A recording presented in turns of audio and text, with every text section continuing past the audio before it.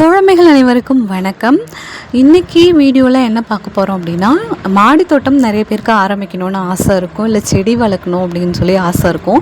ஆனால் என்னால் அதிகமாக மெயின்டைன் பண்ண முடியாது, இல்லை வேலைக்கு போகிறவங்களா இருப்பாங்க, தண்ணி அடிக்கடி விட முடியாது, அப்படி ரொம்ப லோ மெயின்டெனன்ஸாக எனக்கு ஏதாவது செடி இருந்தால் நல்லாயிருக்கும், ஏன்னா செடி வளர்த்தா ரொம்ப கவனிக்கணும் அப்படிங்கிற மாதிரி நினைப்பாங்க. உங்களுக்காக தான் நான் இன்றைக்கி ரொம்ப லோ மெயின்டெனன்ஸாக இருக்கக்கூடிய சில செடி வகைகளை நான் இன்றைக்கி உங்களுக்கு சொல்ல போகிறேன். அதில் ஃபஸ்ட்டு நம்ம எல்லாருக்குமே தெரிஞ்ச நிறைய மருத்துவ குணம் உள்ள இந்த கற்றாழை ஆலோவேரா தான். இதில் நிறைய நல்ல விஷயங்கள் இருக்குது. உங்களுக்கு ஒரு டைம் வச்சாலே போதும், அதிலேருந்து குட்டி குட்டியாக நிறைய புது செடிகள் முளைச்சி தானாகவே வரும். இதுக்கு நீங்கள் மண்ணெலாம் சாதாரண எந்த மண் வேணாலும் வைக்கலாம். தண்ணியுமே நீங்கள் தினமும் விடணும் அப்படின்லாம் கிடையாது. எப்போது உங்களால் அந்த ரொம்ப ட்ரை ஆகுதோ அப்போ மட்டும் தண்ணி விட்டால் போதும். சில வீட்டிலலாம் கற்றாழையை தலைகீழ கட்டி தொங்க விட்டுருப்பாங்க. கற்றாழையை காற்றுல உள்ள ஈரப்பதத்தை எடுத்துக்கிட்டு கூட அது சர்வை பண்ணும் அப்படிங்கிற மாதிரி சொல்லுவாங்க.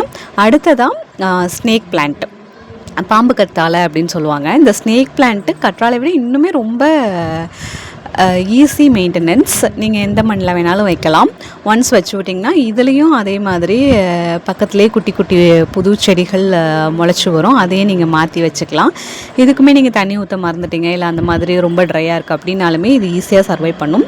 இது காற்றை சுத்தப்படுத்தி கொடுக்கக்கூடியது, ஒரு ஏர் ப்யூரிஃபையர். இதுவுமே நீங்கள் வீட்டில் இல்லை இன்டோர் பிளான்ட்டு எப்படி வேணாலும் வளர்க்கலாம்.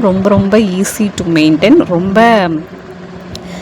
ஈஸியாக இது பண்ணலாம். அதேமாதிரி அழகாக இருக்கும். நீங்கள் வளர்த்ததுக்கப்புறம் பார்த்திங்கன்னா ரொம்ப அழகாக இருக்கும். என்கிட்டயே வீட்டுக்கு வரவங்க நிறைய பேர் இந்த செடி ரொம்ப அழகாக இருக்குது அப்படின்னு சொல்லி கேட்குறாங்க. பாருங்கள், இதெல்லாம் எவ்வளோ ஹைட்டாக இருக்குதுன்னு. இதெல்லாம் நான் என்ட்ரன்ஸில் தான் வச்சுருக்கேன். இது பார்த்துட்டு நிறைய பேர் என்கிட்டயே சொல்லியிருக்காங்க, அது ரொம்ப அழகாக இருக்குது, நானும் வளர்க்கலான்னு இருக்கேன் அப்படிங்கிற மாதிரி சொல்லியிருக்காங்க. இதுக்கு நான் ஒரு சில நாள் தண்ணி கூட ஊற்றாமல் கூட விட்டுருவேன், ஆனால் ஒன்றுமே ஆகாது. இதிலே பாருங்கள் 4-5 இது இருக்குது.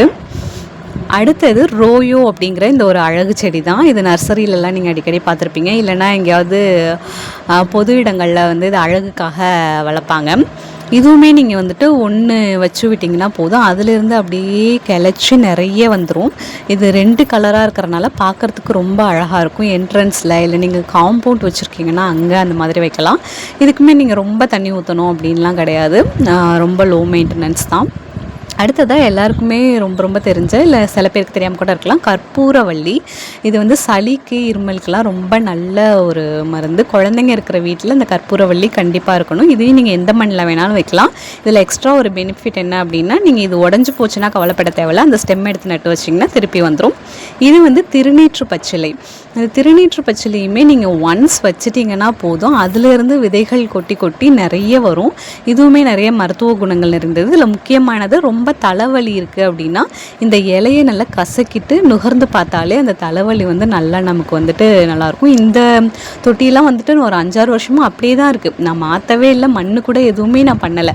அதுலேருந்து அப்படியே வந்துட்டுருக்கு. இலைகள் எவ்வளோ பசுமையாக இருக்குது பாருங்கள். மற்ற செடியெல்லாம் காஞ்சு போயிருக்கு, ஆனால் இது எவ்வளோ பசுமையாக இருக்குதுன்னு பாருங்கள். இதுலேருந்து விதைகள் கொட்டி கொட்டி தானாக வரும். அந்த விதைகள் தான் இந்த சப்ஜா விதைன்னு ஜூஸில் போடுவாங்கள்ல, அந்த விதை இதிலேருந்து வர்றது தான். திருநீற்று பச்சிலை நீங்கள் வச்சிங்கன்னா அதுவுமே ரொம்ப லோ மெயின்டெனன்ஸ் தான். நீங்கள் ஈஸியாக அதை இது பண்ணிக்கலாம். இப்போ பார்த்திங்கனாலே தெரியும், செம்பருத்தி செடி மற்ற செடி எல்லாமே ரொம்ப இந்த வெயில் காத்தடி நாளில் காஞ்சு போயிருக்கு. மண்ணெல்லாம் மாற்றணும், அடிக்கடி மெயின்டைன் பண்ணணும். அதுலேயே நம்ம இப்போ நான் சொன்ன செடிகள், இந்த திருநீற்று பச்சிலை இதெல்லாம் பார்த்திங்கன்னா ரொம்ப பசுமையாக இருக்குது. அடுத்ததான் நான் சொல்ல போகிறது கண்ணாடி கள்ளி அப்படின்னு சொல்லுவாங்க. இது அழகுக்கு வச்சுருப்பாங்க. நான் சின்ன வயசாக இருக்கும்போது நிறைய வீட்டில் இதை வேலி மாதிரி ஃபுல்லாக வளர்த்து விடுவாங்க வீட்டை சுற்றி. இப்போ ரொம்ப ரேராக தான் பார்க்க முடியுது. இந்த செடியுமே பார்க்குறதுக்கு ரொம்ப அழகாக இருக்கும். இந்த என்ட்ரன்ஸில் இல்லை நீங்கள் வீட்டை சுற்றி வைக்கணும்னா வைக்கலாம். ஒரே ஒரு ஸ்டெம்மு, நீங்கள் நம்புவீங்களான்னு தெரியல, இது ஒரே ஒரு சின்ன குச்சி தான் நான் நட்டு வச்சேன். அதுலேருந்து இவ்வளோ தூரம் வளர்ந்து வந்திருக்கு. அதுலேருந்து உடஞ்சி போனது திருப்பி எடுத்து நட்டு வேறு ஒரு தொட்டியில் வச்சது தான் இது. இதுவுமே நீங்கள் உடஞ்சிருச்சுன்னா அந்த தண்டை நட்டு வச்சிங்கன்னா வந்துடும். அப்புறம் இது ஒரு அழகு செடி தான், டபுள் கலராக இருக்கும். இது பேர் எனக்கு தெரியல, ஆனால் இது வாங்கி ஒரு 5-6 வருஷம் ஆகுது. அப்படியே ஒரே தொட்டியில் தான் வச்சேன், அது அப்படியே மெயின்டைன் ஆகுது. தண்ணி மட்டும் டெய்லியும் கொஞ்சமாக ஊற்றுனீங்கன்னா போதும். இலையில் மேல் பக்கம் க்ரீனாகவும் அடிப்பக்கம் ரெட்டாகவும் இருக்கும், டபுள் கலரு. அடுத்தது நம்ம யூஸ்ஃபுல்லாக இருக்கக்கூடிய ஒரு உணவு வகையை சேர்ந்தது பொன்னாங்கண்ணி கீரை. இதுவுமே நீங்கள் ஒரே ஒரு சின்ன குச்சியை நட்டு வச்சாலே போதும், தானாக வளர்ந்து வந்துடும். ரொம்ப கவனிப்பெல்லாம் தேவையில்லை. அழகு செடி மாதிரியும் இருக்கும், பார்க்குறதுக்கும் அழகாக இருக்கும். நம்ம கீரையும் பறித்து அப்பப்போ சமைச்சிக்கலாம். கீரை வகையில் ரொம்ப லோ மெயின்டெனன்ஸ், ரொம்ப ஈஸியாக வளர்க்கலாம் அப்படின்னா எனக்கு தெரிஞ்சு இந்த பொன்னாங்கண்ணி கீரை தான். நீங்கள் வந்து இதை ரொம்ப ஈஸியாகவே வளர்க்கலாம். நான் ஒரே ஒரு குச்சி தான் வச்சேன். இன்னுமே நிறைய க்ரோ பேக்கில் இருந்தது, அதெல்லாம் அறுவடை பண்ணியாச்சு. மிச்சம் இருக்கிறது இவ்வளோது இருக்குது. அடுத்தது லாஸ்ட்டாக டேபிள் ரோஸ். டேபிள் ரோஸ்லேயே இது ஒரு வெரைட்டி.